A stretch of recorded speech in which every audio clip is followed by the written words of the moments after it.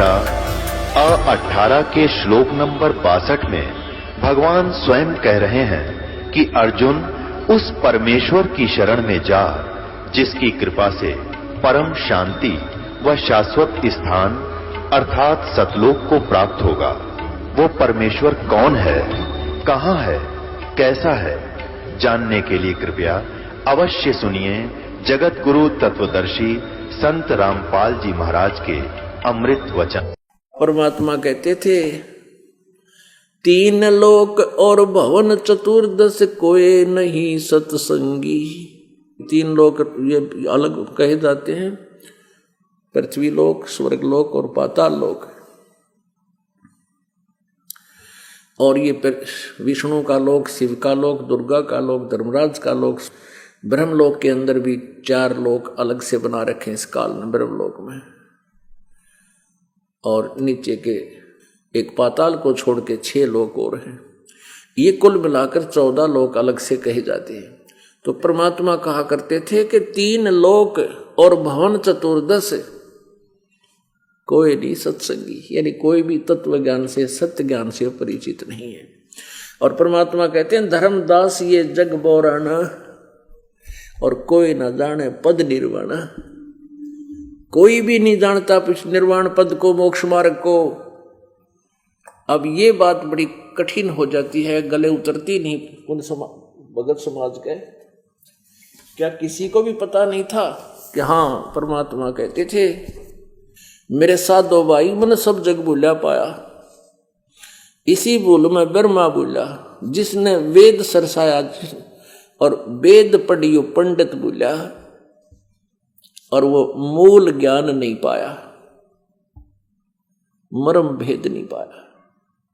इसी भूल में विष्णु भूला, जिन्हें वैष्णव धर्म चलाया और तीर्थ व्रत का बांध महात्म बहुत जीव फंसाया। इसी भूल में शंकर भूला, जिन्हें भिक्षुक पंथ चलाया, सर पर जटा हाथ में खप्पर और घर घर अलख जगाया। मेरे साथ दो भाई मैंने सब जग भूला पाया। अब आज से 600-550 वर्ष पहले ये बात कोई कहे कि ब्रह्मा विष्णु महेश को कोई ज्ञान नहीं, तो भाई पट्टन के काम तो थे ये। और परमात्मा के साथ बहुत जुल्म गुजारे उन लोगों ने, करवाए उन नकली गुरुओं ने। पब्लिक को मूर्ख बना दिया, बहका दिया कि ये झूठ बोलता है, ब्रह्मा विष्णु महेश का आलोचक है। आज वही बात परमात्मा की 600 साल पहले बोली हुई अमृतवाणी आज सत्य सिद्ध हो रही है। देखिएगा, श्रीमद् देवी भागवत,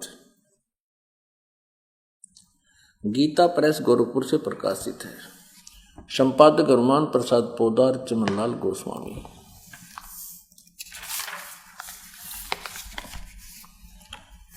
प्रकाशक व मुद्रक है गीता प्रेस गोरखपुर, गोविंद वन कार्यालय कोलकाता का संस्थान। फोन नंबर इतने और इतने।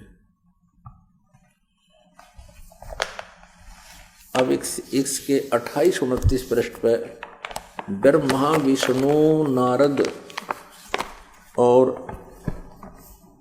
व्यास जी के आध्यात्मिक ज्ञान का लेवल आपके समक्ष होगा। प्रथम सकंद, पहला सकंद, संक्षिप्त देवी भागवत 28 पृष्ठ पे नारद और व्यास जी का आपस में आध्यात्मिक ज्ञान चर्चा हो रही है।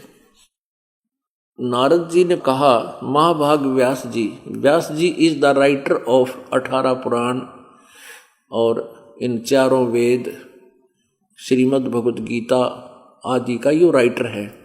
और वो क्या पूछ रहा है, नारद जी उसे ज्ञान दे रहे हैं। नारद जी ने कहा, महाभाग व्यास जी, तुम इस विषय में जो पूछ रहे हो ठीक यही प्रश्न मेरे पिताजी ने भगवान श्री हरि से किया था। नारद जी का पिता ब्रह्मा जी हैं। देवादिदेव भगवान जगत के स्वामी हैं। लक्ष्मी जी उनकी सेवा में उपस्थित रहती हैं। दिव्य कौस्तुभमणि उनकी शोभा बढ़ाती है। वे शंख चक्र गदा पद्म लिए रहते हैं, पीताम्बर धारण करते हैं, 4 भुजाएं हैं। वे चराचर जगत के आश्रय दाता हैं, जगत गुरु एवं देवताओं के भी देवता हैं। ऐसे जगत प्रभु भगवान श्री हरि महान तप कर रहे थे, उनकी समाधि लगी थी। यह देखकर मेरे पिता ब्रह्मा जी को बड़ा आश्चर्य हुआ। अतः उन्होंने, ब्रह्मा जी ने श्री विष्णु से पूछा, जानने की इच्छा प्रकट की। ब्रह्मा जी ने पूछा, प्रभु आप देवताओं के अध्यक्ष, जगत के स्वामी, भूत भविष्य एवं वर्तमान सभी जीवों के एकमात्र शासक हैं। भगवान फिर आप क्यों तपस्या कर रहे हैं और किस भगवान की आराधना में ध्यान मग्न है, किस देवता की आराधना पूजा कर रहे हो? मुझे असीम आश्चर्य ये हो रहा है कि आप देवेश्वर एवं सारे संसार के शासक होते हुए भी समाधि लगाए बैठे हैं। अब ब्रह्मा जी के विनीत वचन सुनकर भगवान श्री हरि ने ये ज्ञान बताया। श्री हरि उनसे कहने लगे, ब्रह्मन सावधान होकर सुनो, मैं अपने मन का विचार व्यक्त करता हूं। देवता, दानव और मानव सब यही जानते हैं कि तुम सृष्टि करते हो, मैं पालन करता हूं और संकर संहार किया करते हैं, किंतु फिर भी वेद के पारगामी पुरुष अपनी युक्ति से यह सिद्ध करते हैं कि रचने, पालने और संहार करने की ये योग्यता जो हमें मिली है, इसकी अधिष्ठात्री शक्ति देवी है, यानी दुर्गा है। वे कहते हैं कि तुम संसार की सृष्टि करने के लिए तुम में राजसी शक्ति का संचार है। अब ये भी सिद्ध हो रहा है कि रजगुण ब्रह्मा है, सतगुण विष्णु। मुझे सात्विक शक्ति मिली है, रुद्र में तामसी शक्ति का आविर्भाव हुआ है। आगे देखो,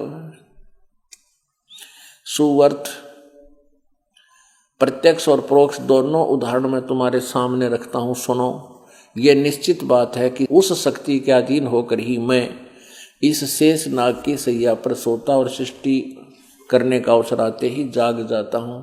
मैं सदा तप करने में लगा रहता हूं, उस शक्ति के शासन से कभी मुक्त नहीं रहता।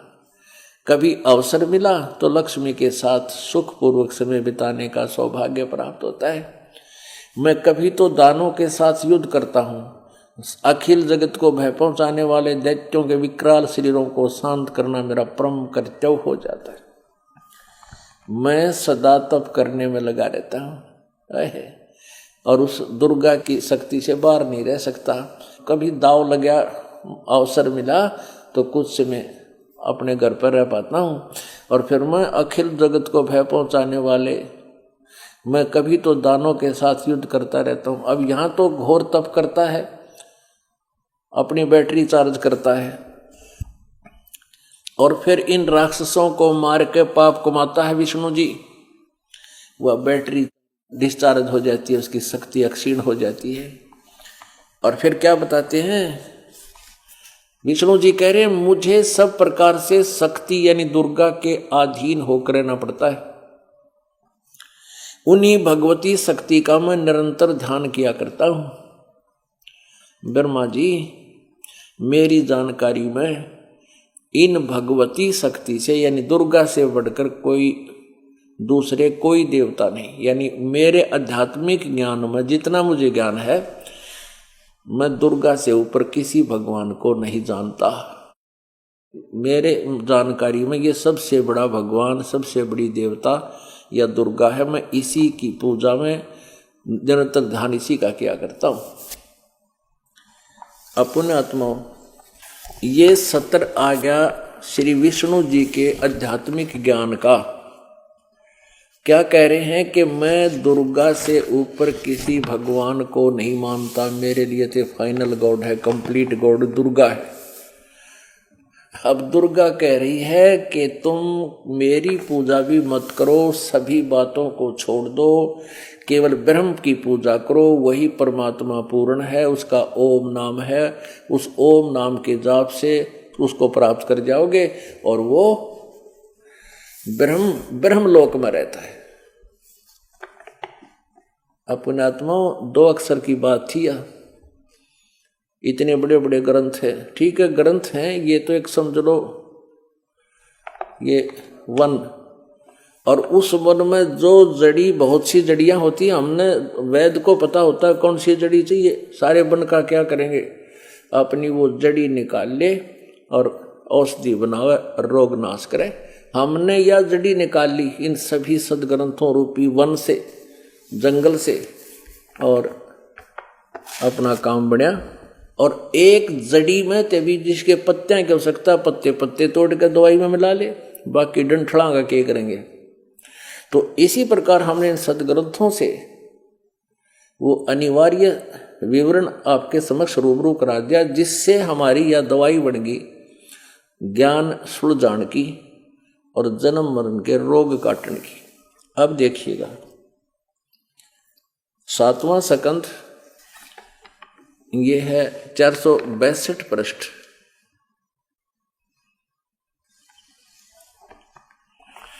देवी द्वारा हिमालय को ज्ञानो उपदेश।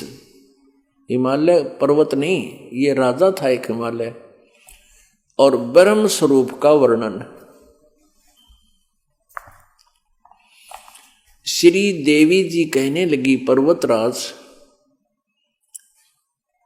अब ये तो कहती है कि मेरी भक्ति कृत ऐसे कर, लेकिन ये मोक्षदायक नहीं है।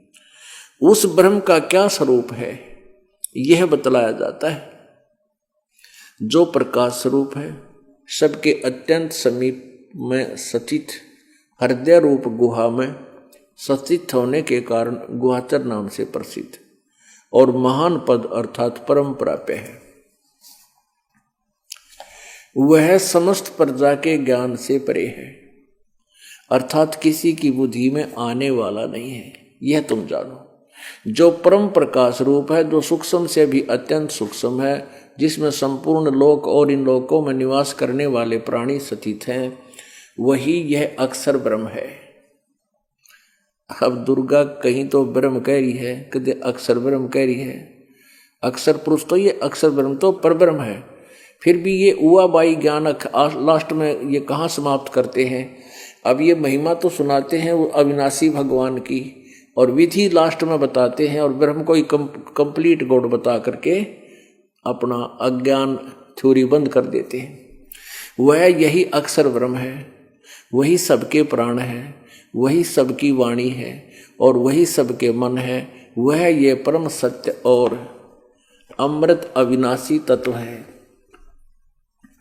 सो में उस वेदने योग लक्ष्य का तुम वेधन करो, मन लगाकर उसमें तन्मय हो जाओ।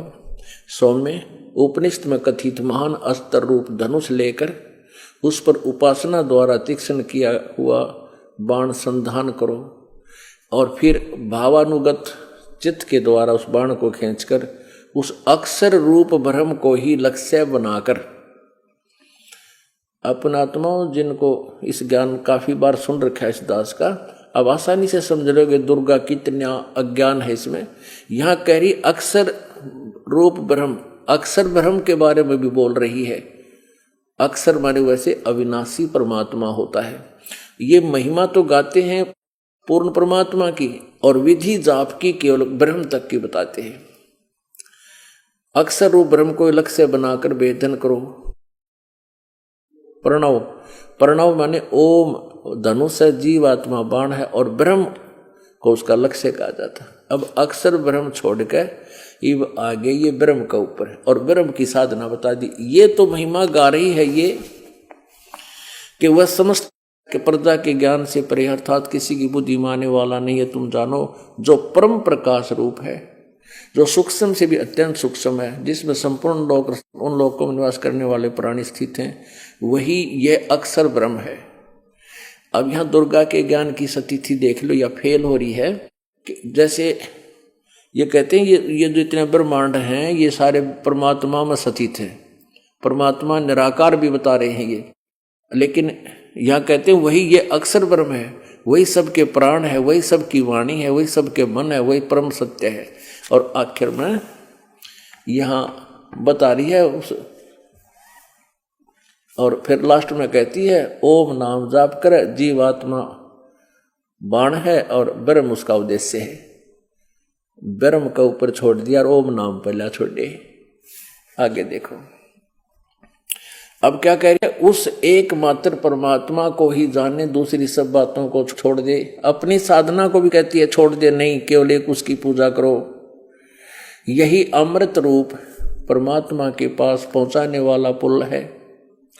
संसार समुद्र से पार होकर अमृत स्वरूप परमात्मा को प्राप्त कराने का यही सुलभ साधन है।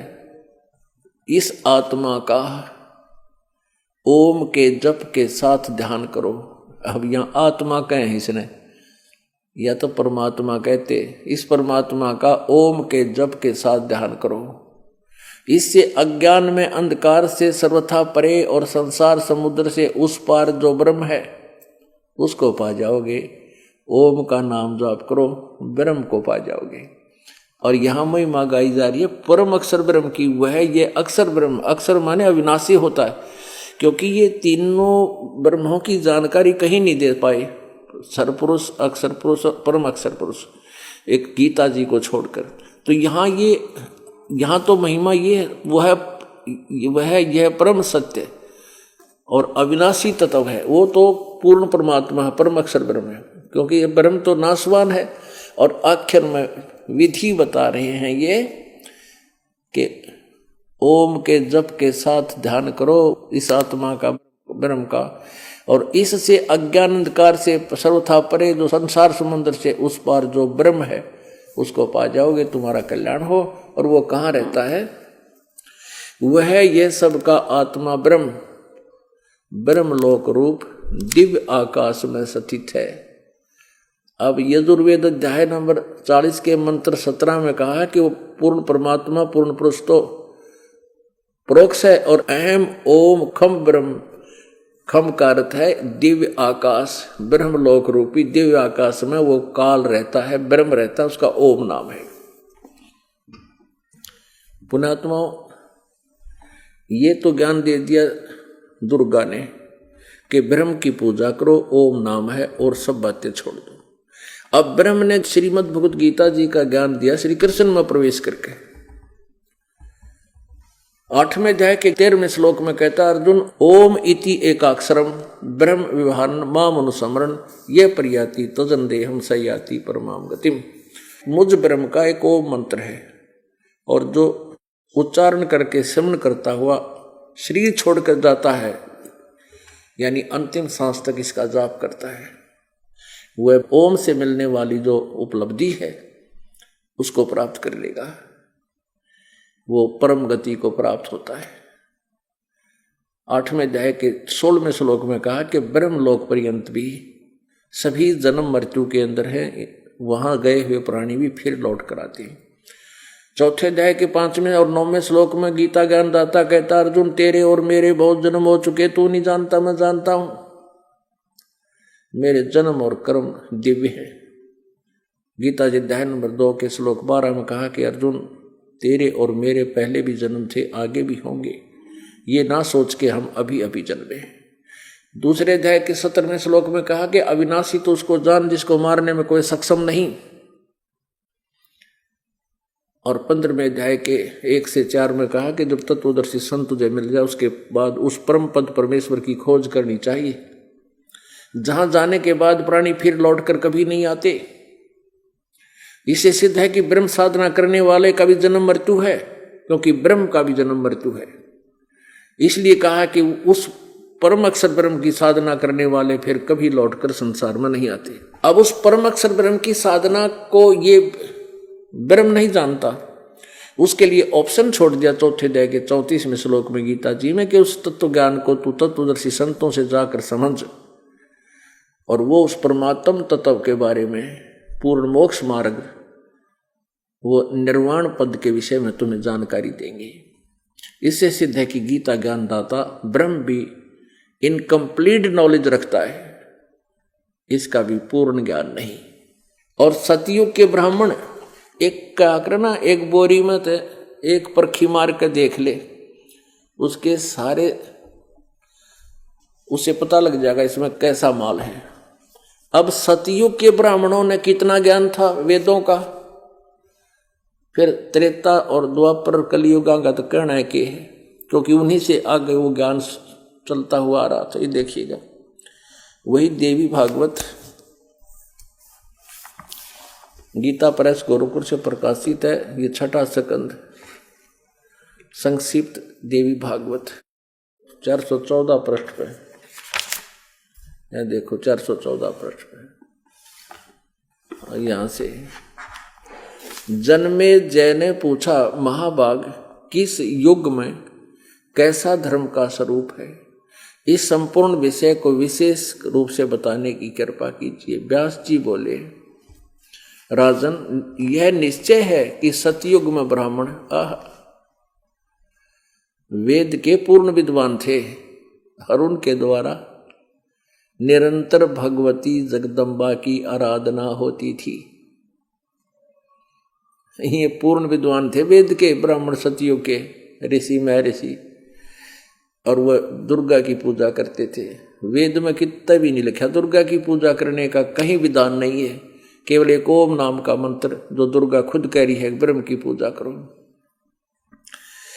और भगवती का दर्शन करने के लिए उनका मन सदा ललायित रहता था। प्रत्येक गांव में शक्ति मंदिर का उद्घाटन हो, इस विषय की उनके मन में बड़ी उत्सुकता थी। यह मंदिर का लठी ननगढ़वा रखा और सतयुग से तत्पर रहे हैं। ये सारे उल्टे काम करवा दिए। और देखो यहाँ तोड़ पाड़ दिया। कलयुग के ब्राह्मणों के विषय में बड़ी विशेष जानकारी है। ये धर्म की ये स्थिति त्रेता में रही, परंतु कुछ ह्रास हो गया था। सतयुग की जो स्थिति थी वह द्वापर में विशेष रूप से कम होगी। राजन, इन प्राचीन युगों में यानी द्वापर त्रेता सतयुग में जो राक्षस समझे जाते थे वे कलयुग में ब्राह्मण माने जाते हैं। आ गया ओड इन के इतिहास में, क्योंकि अब के ब्राह्मण प्राय पाखंड करने में तत्पर रहते हैं, दूसरों को ठगना, झूठ बोलना और वैदिक धर्म कर्म से अलग रहना कलयुगी ब्राह्मणों का स्वाभाविक गुण बन गया है। 3 लोक और भवन चतुर्दश, कोई नहीं सत्संगी। ये आदि पंक्ति है एक परमात्मा के अमृतवाणी की। और इस आदि पंक्ति को सिद्ध करने के लिए कितना ढेर सारे प्रमाण आपके रूबरू करने पड़े दास ने। और परमात्मा ने 600 वर्ष पहले कहा था, धर्मदास ये जग बोराना, कोई न जाने पद निर्वाणा। यही कारण मैं कथा पसारा, जग से कहिए वो राम नियारा है। यही ज्ञान जग जीव सुनावो, सब जीवों का भरम नसाओ। अब मैं तुमसे कहूं चिताई, तेरे देवन की उत्पत्ति बाई। परमात्मा कहते हैं मैं तुझे सुनाता हूं, ध्यान से सुनना। इन तेरे तीनों भगवानों का जन्म कैसे हुआ, ब्रह्मा और विष्णु महेश का।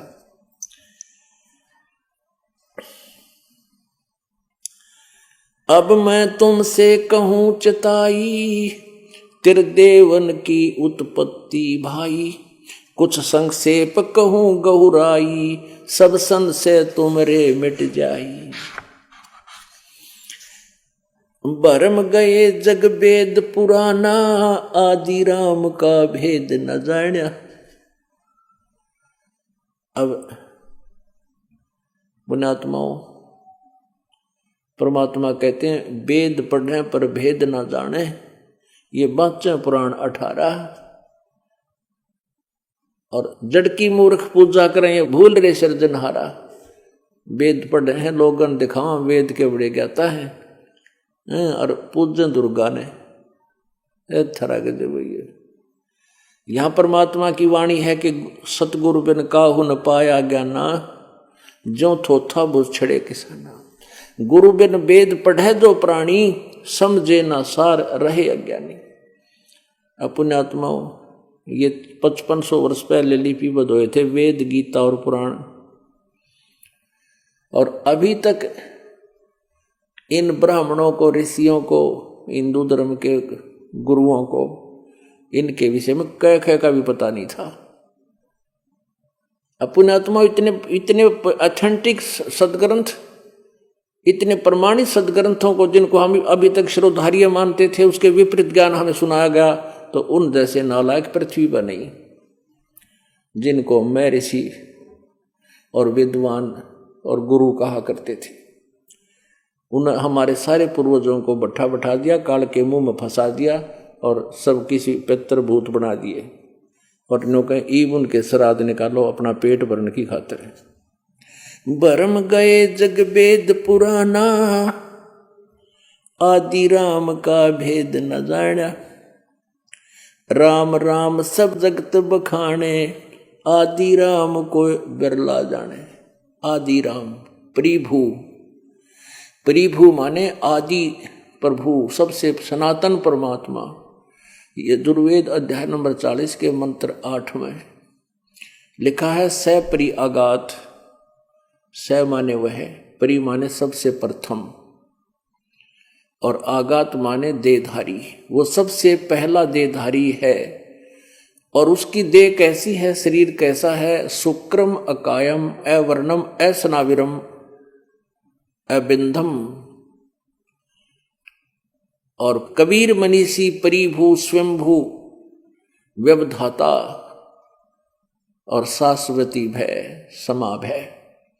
वो परमात्मा कबीर देव, वो कबीर देव जी मनीषी माने सर्वज्ञ है, और वो सबसे प्रथम देहधारी। परिभू माने आदि राम, परिभू सबसे पहले वाला परमात्मा है। वो स्वयंभू है, उसकी काया शुक्रम अकायम, माता पिता के योग से बने हुए शुक्र की नहीं है, उससे रहित है। और असनाविरम है। अगर इसमें भगवान निराकार सिद्ध होता है, इस यजुर्वेद 40 अध्याय नंबर और मंत्र 8 में, तो केवल अकायम शब्द ही काफी था। इसमें शुक्रम अकायम लिखा है और असनाविरम, और फिर स्वयंभू कति क्लियर कर रखा कि उसका शरीर है, लेकिन ये आप जैसा माता पिता से मिला हुआ जाड़ी नाड़ी के जोड़ जुगाड़ का नहीं है। और वो स्वयंभू है, वो अपना आप ही बनता है। जिसका स्वयंभू माने जिसका कोई जनक ना हो, शंभू का सीधा सा अर्थ है। बरम गए जग वेद पुराना, आदि राम का भेद न जाना। राम राम सब जगत बखाने, आदि राम कोई बिरला जाने। अब मैं तुमसे कहूं चताई, तेरे देवन की उत्पत्ति भाई। कुछ संक्षेप कहूं गहराई, सब संशय तुमरे मिट जाई। ज्ञानी सुने सो हृदय लगाई, मूर्ख सुने तो गम ना पाई। कि जो मैं ज्ञान बताने जा रहा हूं ना, ब्रह्मा विष्णु महेश की उत्पत्ति, इसको जो बुद्धिमान व्यक्ति होंगे वो तो सीने से लगाएंगे कि बिल्कुल सही है, और मूर्ख होंगे इतने प्रमाण देखकर भी नहीं मानेंगे, वो तो मूर्ख होंगे, वो भक्ति योग्य नहीं होते। ज्ञानी सुने सो हृदय लगाई, मूर्ख सुने तो गम ना पाई। माँ अष्टंगी पिता निरंजन, ये जम दारुण वंशन अंजन।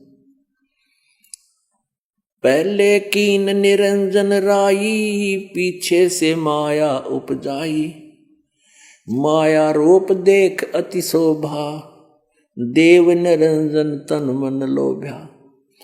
अब ये निरंजन जो है ये ज्योति निरंजन है, लेकिन इस पद्य भाग में उस स्वर के आधार से शब्दों को आधा ले लिया जाता है। ये ज्योति निरंजन है, काल है, ब्रह्म है। पहले कीन निरंजन राई, पीछे से माया उपजाई। माया रूप देख अति शोभा, देव निरंजन तन मन लोभ्या। युकाल भगवान दुर्गा के सुंदर रूप को देख करके उस पर आसक्त हुआ और इसने उसके साथ जुल्म करना चाहा। तो दुर्गा के साथ इसने दुर्व्यवहार करना चाहा। सतलोक में दुर्गा ने सूक्ष्म रूप बना के इसके पेट में प्रवेश किया। तो वहां से परमेश्वर कबीर देव जी ने जोगजीत रूप धारण करके इसको आकर वहां से पेट से निकाला था, इस दुर्गा को काल के पेट से, और फिर इनको दोनों को वहां से 21 ब्रह्मांड समेत 16 शंख कोष दूर भेज दिया सतलोक से। पहले कीन निरंजन राई, पीछे से माया उपजाई, माया रूप देख अति शोभा, देव निरंजन तन मन लोभ्या, काम देव धर्मराय सताए, देवी को तुरंत धर खाए। इस काल के अंदर विषय वासना प्रबल हुई और दुर्गा के साथ बकवाद करनी चाहिए, और दुर्गा इसके पेट में चली गई। पेट से देवी करी पुकारा, ए साहेब मेरा करो उभारा। परमात्मा कहते हैं टेर सुनी तब ता हम आए, अष्टंगी को बंद छुड़वाए, सतलोक में कीना दुराचारी, काल निरंजन दीना नकारी, माया समेत दिया भगाई, 16 शंख कोस दूरी पर आई, अष्टंगी और काल अब दोई, मंद कर्म से गए बिगोई, धर्मराय को हिकमत कीना, नख रेखा से भग कर लीना, धर्मराय ने भोग विलासा, माया को रही तब आशा। अब काल और दुर्गा ने संयम किया, पति पत्नी व्यवहार किया, उसके विषय परमात्मा बता रहे हैं। धर्मराय की न भोग बिलासा, माया को रही तब आशा, या दुर्गा प्रेग्नेंट होगी। 3 पुत्र अष्टंगी जाए, ब्रह्मा विष्णु शिव नाम धराए। पुण्यात्माओं, अब परमात्मा का पहचानना कति आसान हो गया। आज तक हमें ये बताने वाला कोई नहीं था कि ब्रह्मा विष्णु महेश के माता पिता कौन हैं, और यहां परमेश्वर ने इस ब्रह्मा विष्णु महेश के माता पिता के भी माता पिताजी का जिक्र हमें बता दिया, वो ज्ञान हमें दे दिया, क्योंकि वो सबके जनक हैं। वो कबीर देव हैं, वो धाणक कबीर, जुल्हा कबीर जो बनारस में आए थे, वो पूर्ण परमात्मा है। अब कितना निर्मल ज्ञान, 600 वर्ष पहले ये ज्ञान बोला था। कोई ये सोचा कि रामपाल घर की बना रहा होगा।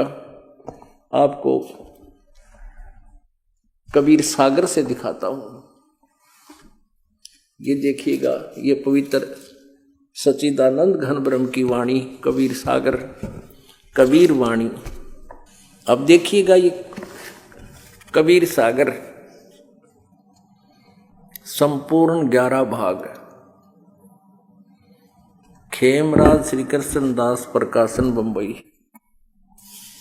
कबीर सागर, कबीर पंथी भारत पथिक स्वामी युगलानंद बिहारी द्वारा परिष्कृत, मुद्रक एवं प्रकाशक हैं खेमराज श्री कृष्णदास, अध्यक्ष श्री वेंकटेश्वर प्रेस, खेमराज श्री कृष्णदास मार्ग बंबई। ये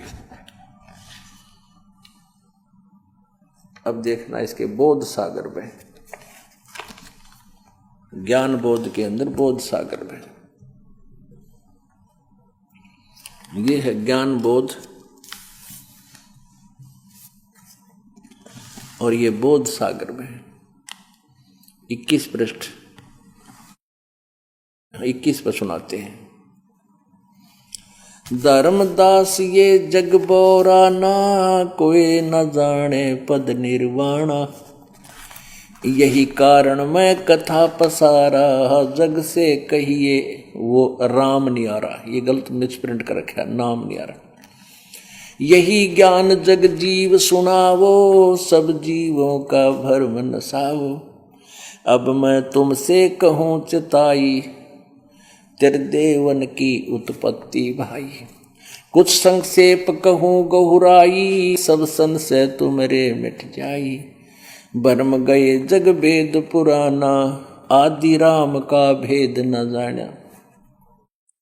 ये राम है, नाम नहीं। राम राम सब जगत बखाने, आदि राम कोई बिरला जाने, ज्ञानी सुने सो हृदय लगाई, मूर्ख सुने तो गम ना पाई। राजा राम को सब जग जाने, तुमसे ताको भेद बखाने। कहती राजा राम तो को सुप्रीम गॉड मान रहे हैं। अब ज्ञानी सुने सो हृदय लगाई, ही मूर्ख सुने तो गम ना पाई। अब बताता हूं उनकी। माँ अष्टंगी पिता निरंजन, ये जम दारुण वंशन अंजन। पहले कीन निरंजन राई, पीछे से माया उपजाई। माया रूप देख अति शोभा, देव निरंजन तन मन लोभा। कामदेव धर्म राय सताए, देवी को तुरंत धर खाए। पेट से देवी करी पुकारी, हे साहेब मोह करो उभारी। टेर सुनो सतगुरता आए, अष्टंगी को बंद छुड़वाए। अब ये संशोधक थे ना एक कबीर पंथ के, इन्होंने यहाँ, क्योंकि वो कबीर साहब को गॉड नहीं मानते, उन्होंने यहाँ करा टेर सुनी तहाँ हम आए, हम तहाँ आए। ये सतगुरु लिख दिया इन्होंने, तहाँ हम आए और अष्टंगी को बंद छुड़वाए। 22 पृष्ठ पर ज्ञान बोध। धर्मराय को हिकमत कीन्या, नखरेखा से भग कर लीन्या। दुर्गा के पहले स्त्री योनि नहीं थी। धर्मराय करे भोग विलासा, माया को रही तब आशा। 3 पुत्र अष्टंगी जाए, ब्रह्मा विष्णु शिव नाम धराए। 3 देव और ये विस्तार चलावे, इनमें ये जग धोखा खावे। कहते काल के 3 पुत्र इस विस्तार को चला रहे हैं, ये सारा संसार इन्हीं को भगवान मान के, और यहाँ धोखा खा रहा है इनको पूर्ण परमात्मा मान के। पुरुष यानी पूर्ण परमात्मा की जानकारी कैसे कोई पावे, काल निरंजन जग भरमावे। पुरुष गम कैसे कोई पावे, काल निरंजन जग भरमावे। 3 लोक अपने सुत दीन्या, सोन निरंजन बासालीन्या। कहते अपने 3 पुत्रों को ये 3 लोक जिस पर युग काल अपना आहार पैदा कर रहा है, पृथ्वी लोक, स्वर्ग लोक और पाताल लोक, इन 3 लोकों को अपने पुत्रों का अधिकार बना दिया है। 3 लोकों का एक एक मंत्री बना दिया। रजगुण विभाग का ब्रह्मा, सतगुण विभाग का विष्णु, तमगुण विभाग का शंकर। ये हमारे को यहाँ पैदा करते हैं, रोके रखते हैं और मार के अपने पिता काल के पास भिजवा देते हैं। 3 लोक अपने सुत दीन्या, सोन निरंजन बसालीन्या। अलख निरंजन सोन ठिकाना, ब्रह्मा विष्णु शिव भेद न जाना। 3 देव सो उसको धावे, निरंजन का वो पार न पावे। अलख निरंजन बड़ा बटपारा, 3 लोक जीव कीन आहारा। अलख निरंजन यू काल जो है बड़ा बटपारा माने ठग है, जाल साज है, 3 लोक के जीवों को खाता है। ब्रह्मा विष्णु शिव नहीं बचाए, सकल खाए पुन धूर उड़ाए। कहते ब्रह्मा विष्णु महेश को भी खाओगा, अपने पुत्रों को भी मारेगा, यू इन छोड़े को नहीं और खाओगा। 3 के सुत हैं 3 देवा, ये अंधर जीव करते हैं सेवा। ये 3 देवता ब्रह्मा विष्णु महेश, ये दुर्गा और काल के बेटे हैं, और ये ज्ञानहीन अंधे प्राणी इन्हीं की पूजा में लगे रहते हैं। अकाल पुरुष काहू नहीं चीन्या, काल पाए सभी गैलीन्या। ऐसा राम सकल जग जाने, आदि ब्रह्म को ना पहचाने। 3 देव असुर अवतारा, ताको भजे सकल संसारा। 3 गुणों का ये विस्तारा, धर्मदास मैं कहूँ पुकारा। रजगुण ब्रह्मा सतगुण विष्णु तमगुण शिव जी का ही ये सब खेल चल रहा है 3 लोकों में। गुण 3 की भक्ति में, अहे भगवान, यहाँ कहते गुण 3 की भक्ति में। ये कोड वर्ड गीता में देखना, 7वें अध्याय के 12 से लेकर 15 तक यही कोड वर्ड है। गुण 3 की भक्ति में, रजगुण ब्रह्मा सतगुण विष्णु तमगुण शिव जी की भक्ति में। यो भूल पड़ो संसारे, कह कबीर निज नाम बिन, कैसे उतरे पार। पुणात्माओं, यदि परमात्मा 600 वर्ष पहले ना आते और वो लीला ना करते जो भगवान किया करते हैं, तो हम परमात्मा को कभी नहीं पहचान सकते। आज चौथा युग आ गया, और इन 3 युगों में थोड़े समय नहीं होता, 43,20,000 वर्ष होते हैं। अब 43 लाख में तो लगभग 40 लाख वर्ष जा लिए। 40 लाख वर्ष तक इस चतुर्युगी में आज तक किसी को कह का पता नहीं, केवल उन महापुरुषों ने छोड़कर जिनको भगवान डायरेक्ट आकर मिले थे और उनको अपनी महिमा से परिचित करवाया। या आज इस दास पर रजा बख्शी है, या आप उनकी पुण्यात्माओं को यह खजाना मिला है।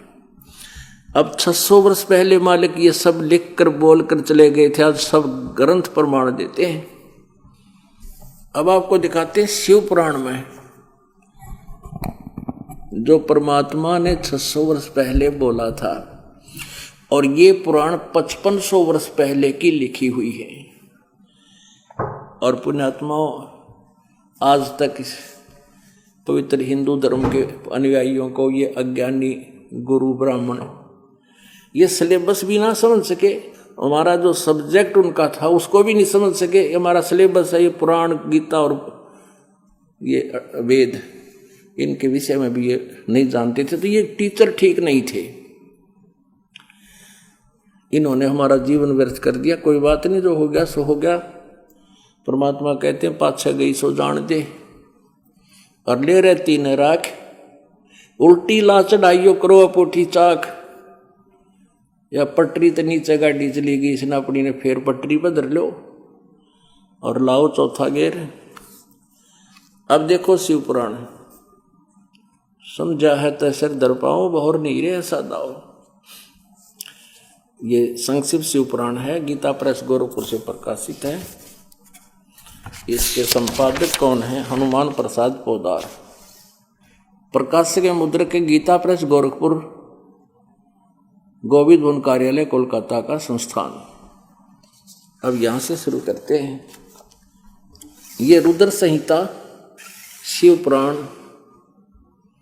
अब पृष्ठ नंबर हम 98 से लेते हैं नीचे से। ये अध्याय 5 खत्म हो गया रुद्र संहिता का। अपने पुत्र नारद की यह बात सुनकर लोक पितामह ब्रह्मा वहां इस प्रकार बोले। अब 99 पृष्ठ पर रुद्र संहिता 6ठा अध्याय। ब्रह्मा जी ने कहा, ब्रह्मन देव शिरोमणे, तुम सदा समस्त जगत के उपकार में लगे रहते हो। तुमने लोगों के हित की कामना से उत्तम बात पूछी है। जिस समय समस्त चराचर जगत नष्ट हो गया था, सर्वत्र केवल अंधकार ही अंधकार था, न सूर्य दिखाई देता था न चंद्रमा, अनन्य ग्रहों और नक्षत्रों का भी पता नहीं था, न दिन होता था न रात होती थी। उसमें तत्सत ब्रह्म, इस श्रुति में जो सत सुना जाता है एकमात्र वही शेष था है। ये ओम तत्सत में ये सत पूर्ण परमात्मा परम अक्षर ब्रह्म की तरफ संकेत है। अब फिर क्या बताता है 100 पृष्ठ पे।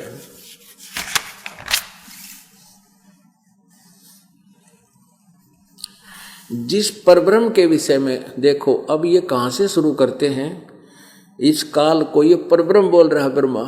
जिस परब्रह्म के विषय में ज्ञान और अज्ञान से युक्त पूर्ण उक्तियों द्वारा इस प्रकार, यानी कुछ सच्ची कुछ झूठी, ज्ञान और अज्ञान सच्ची झूठी पूर्ण उक्तियों द्वारा इस प्रकार विकल्प किए जाते हैं। उसने कुछ काल के बाद द्वितीय की इच्छा प्रकट की। उसके भीतर एक से अनेक होने का संकल्प उदित हुआ। तब वह निराकार परमात्मा ने अपनी लीला शक्ति से अपने लिए मूर्ति की कल्पना की। यानी ये निराकार माना है काल को, ब्रह्म को, और कहते फिर वो आकार बन गया। आकार बना तो कौन बन गया? जो मूर्ति रहित परम ब्रह्म है उसकी मूर्ति भगवान सदाशिव है।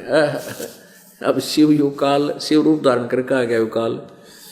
अर्वाचीन और प्राचीन विद्वान उन्हीं को ईश्वर कहते हैं।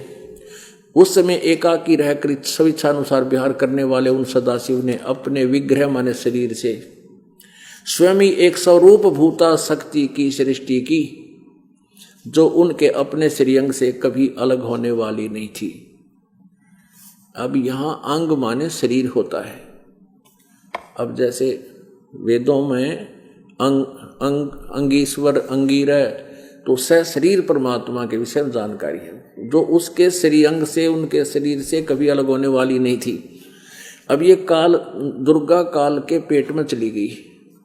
अब ये परमात्मा कबीर जी से सुना था यो ज्ञान, पर सच्चा नहीं मानकर कुछ उनका ज्ञान, कुछ अपना ज्ञान का इस ब्रह्मा ने जोड़कर ये बताया है। उनके अपने श्रीअंग से कभी अलग होने वाली नहीं थी। उस पराशक्ति को प्रधान प्रकृति गुणवती माया बुद्धि तत्व की जननी तथा विकार रहित बताया है। ये क्या कह रहा है, उस समय एकाकी रहकर सब इच्छा अनुसार विहार करने वाले उन सदाशिव ने अपने विग्रह माने शरीर से स्वयं ही एक स्वरूप भूता शक्ति की सृष्टि की, यानी अपने शरीर से एक दुर्गा को निकाला जो उनके अपने श्रीअंग से यानी शरीर से कभी अलग होने वाली नहीं थी। अब उस दुर्गा को, दुर्गा से होती है, उसके सारे यहाँ उसके विश्लेषण बताए गए हैं। उस पराशक्ति को प्रधान प्रकृति गुणवती माया, ये भी ध्यान रखना कि प्रधान और प्रकृति दुर्गा को कहा जाता है। ये गीता जी में काम आओगी आपके। और वही शक्ति अंबिका कही गई है, उसी को प्रकृति, फिर शब्द दोहराया प्रकृति, दुर्गा को बोलते। सर्वेश्वरी त्रिदेव जननी, तीनों देवताओं की माता जननी, ब्रह्मा विष्णु महेश की जननी, नित्ता और मूल कारण भी कहते हैं। सदाशिव द्वारा प्रकट की गई उस शक्ति की 8 भुजाएं हैं। अब सदाशिव इस काल के पेट से निकली थी, या परमात्मा ने निकाली थी, इसने खा ली थी, इसके पेट में चली गई थी अपना इज्जत बचाने के लिए। और उसकी 8 भुजाएं, क्लियर हो गया कि ये दुर्गा है। नाना प्रकार के आभूषण उसके श्री अंगों की शोभा बढ़ाते हैं, उसके शरीर की। वह देवी नाना प्रकार की गतियों से संपन्न है और अनेक प्रकार के अस्त्र शस्त्र धारण करती है। हो गया स्पष्ट। एकाएकनी होकर भी वह माया संयोग वसात अनेक हो जाती है। वे जो सदाशिव हैं उन्हें परम पुरुष, ईश्वर, शिव, शंभु और महेश्वर कहते हैं। अब ब्रह्मा बोल रहा है, काल की महिमा गा रहा है। और फिर क्या बताते हैं, अब वो काल के बारे में बता रहा है ब्रह्म के बारे में। वे अपने सारे अंगों में भस्म रमाए रहते हैं। उन काल रूपी ब्रह्म ने, इसको सदाशिव कहो चाहे काल ब्रह्म कहो, जो ब्रह्मा विष्णु महेश का पिता है, एक ही समय में शक्ति के साथ, ये नाथ नहीं है, शिवलोक नामक अक्षेत्र का निर्माण किया था। उस उत्तम अक्षेत्र को काशी कहते हैं। ये पृथ्वी वाली काशी नहीं, 21वें ब्रह्मांड के टॉप मोस्ट प्लेस पर उसको रहता है ये काल, उसको काशी कहते हैं। उसका तो यहाँ नकल से नाम रखा है, बनारस काशी। वह परम निर्वाण का या मोक्ष स्थान है जो सबके ऊपर विराजमान है, सबसे ऊपर है वो। वे प्रिय और प्रियतम शक्ति और शिव, यानी पति पत्नी शक्ति और शिव, दुर्गा और काल, जो परमानंद स्वरूप हैं, उस मनोरम अक्षेत्र में नित्य निवास करते हैं। मुने शिव और शिवा ने प्रलय काल में भी कभी उस क्षेत्र को अपने सानिध्य में से मुक्त नहीं किया। देवेश्वर एक समय उस आनंद वन में रमण करते हुए शिवा और शिव के मन में ये इच्छा हुई कि किसी दूसरे पुरुष की सृष्टि करनी चाहिए, जिस पर यह सृष्टि संचालन का महान भार रखकर हम दोनों केवल काशी में रहकर, काशी में सब इच्छा अनुसार वितरें और निर्वाण धारण करें। इन्होंने ऐसा सोचा कि किसी और पुत्र की उत्पत्ति करें। ऐसा निश्चय करके शक्ति सहित सर्वव्यापी परमेश्वर शिव ने अपने वाम भाग के 10वें अंग पर अमृत मल दिया। पति पत्नी व्यवहार किया, फिर तो वहां से एक पुरुष प्रकट हुआ, एक बालक का जन्म हुआ। 102 पृष्ठ पे। अब ज्यादा ना यह बताते हैं। शिव ने कहा, काल ने कहा, वत्स, जो बालक उत्पन्न हो गया ना, उससे बोले शिव, वत्स यानी बेटा, व्यापक होने के कारण तुम्हारा विष्णु नाम विख्यात हुआ। अब विष्णु का जन्म दुर्गा और काल से, ब्रह्म से हुआ। सदाशिव कहो, काल रूपी ब्रह्म कहो। अब यहाँ पर ये 6वां अध्याय समाप्त हुआ, 7वां रुद्र संहिता में है ये। अब ब्रह्मा जी कहते हैं देव से, तत्पश्चात कल्याणकारी परमेश्वर सांब सदाशिव ने, उस काल ने पूर्वोत्तर प्रयत्न करके यानी दुर्गा के संयोग से मुझे अपने दाहिने अंग से उत्पन्न किया। मुने उन महेश्वर ने मुझे तुरंत ही अपनी माया से मोहित करके नारायण देव की नाभिक में डाल दिया। अपने आत्माओं, अब यहां ये अनुवाद करता विचलित हो गया कि वह शिव से शिव की उत्पत्ति कैसे करूं बताऊं, अनुवाद में गोलमोल कर दिया। लेकिन कहते हैं चोर चोरावे तुम बुढ़ी गाड्डा पानी में, वो गाड्डा हुआ ऊपर आवे नो सच्चाई छनी ना। अब देखिए 9वें अध्याय में रुद्र संहिता, ये रुद्र संहिता और ये 9वां अध्याय पृष्ठ 110 पे संस्कृत शिव पुराण, इसके लास्ट में 9वें अध्याय के रुद्र संहिता में इस प्रकार ब्रह्मा विष्णु और रुद्र इन 3 देवताओं में गुण हैं।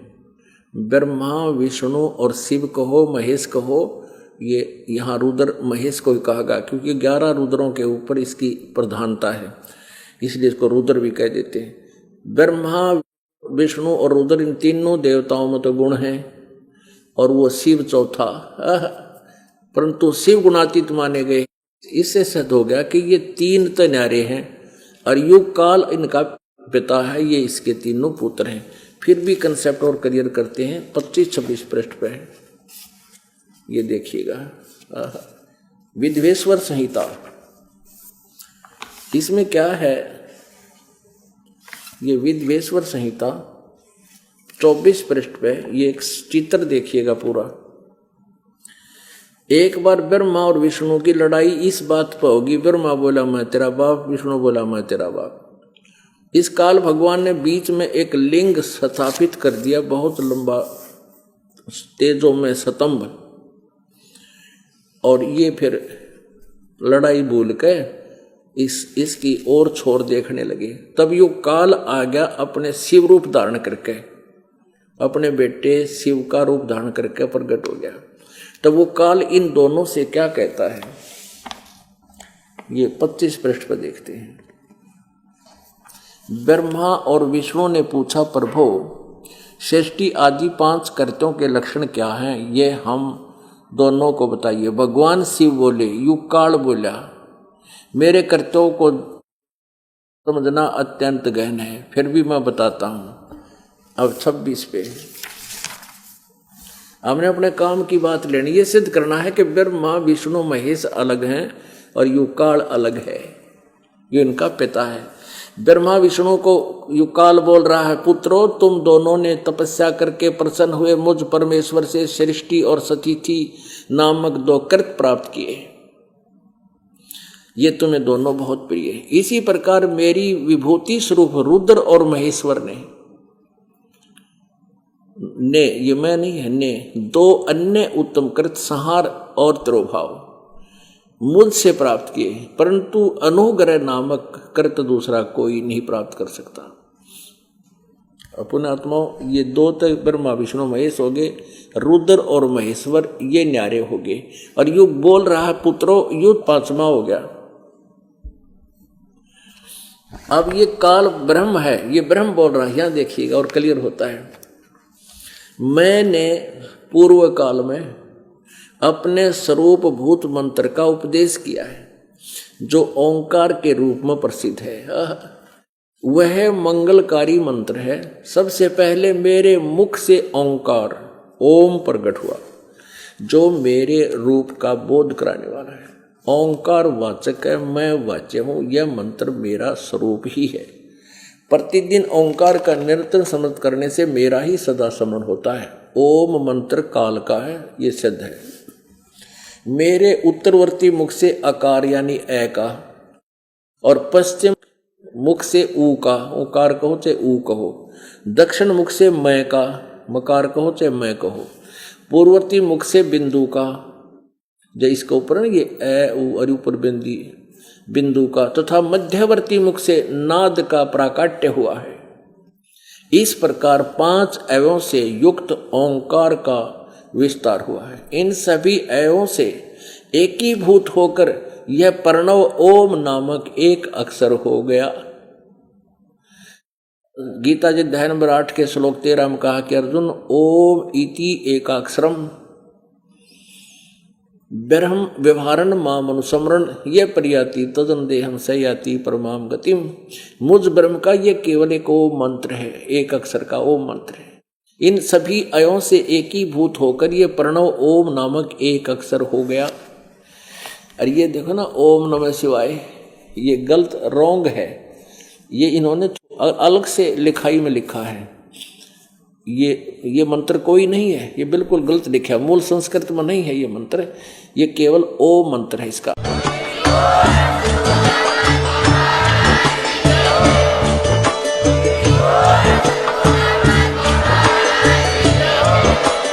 आप सुन रहे थे जगत गुरु तत्वदर्शी संत रामपाल जी महाराज जी के मंगल प्रवचन। अधिक जानकारी के लिए विजिट कीजिए हमारी वेबसाइट www.jagatgururampalji.org। संत रामपाल जी महाराज जी के शुभ आशीर्वाद से पूरे विश्व भर में 500 से भी ज्यादा नाम दीक्षा केंद्र हैं, जिन पर संत रामपाल जी महाराज जी द्वारा ऑनलाइन निशुल्क नाम दीक्षा दी जा रही है। अपने नजदीकी नाम दीक्षा केंद्र का पता करने के लिए संपर्क करें 8222880541।